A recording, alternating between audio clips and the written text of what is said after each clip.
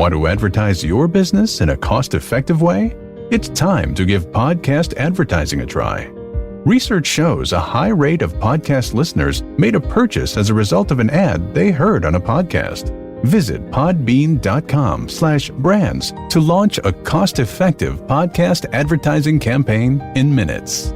That's podbean.com/brands. The Out of Bounds Show podcast is brought to you by Kessler Prime. For the best steaks in Mississippi, visit Kessler Prime in the Renaissance. Jimbo Fisher, if he loses this weekend, and I would not be surprised if Eddie O is able to do this back against the wall, last one type deal. But if they lose at LSU this weekend, and he finishes a very average, boring 8-4. His last two classes have been top 5, as you know. He's going to land another top 5 class. He even let it slip last week. I'm sure you watched the press conference that he thinks they're going to be number 1. What do I do? Because I think he's so far from special and elite. I think he's an elite recruiter, and that's it. What do you do if you're 8-4? You just hang your hat on beating Alabama?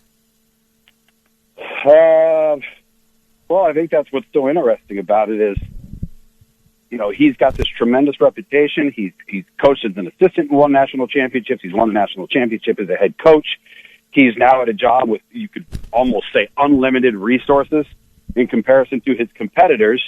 And what did everybody gripe and bitch and moan about with Kevin Sumlin? How are you going 8-4? How are you going 8-4? Well, I mean, isn't that where we're sitting right now? I totally agree with Jimbo, and I think he's right in the sense that, number one, it's a young roster that is very talented. It's about to get younger and more talented.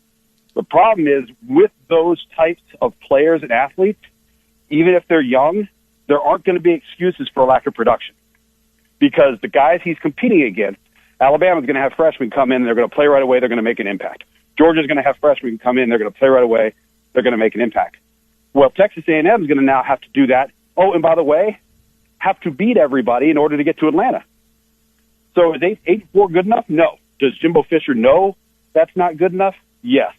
Are they a team that's a roster in process of being an 11-win type of program? Absolutely, but you got to start winning those games. That's the bottom line.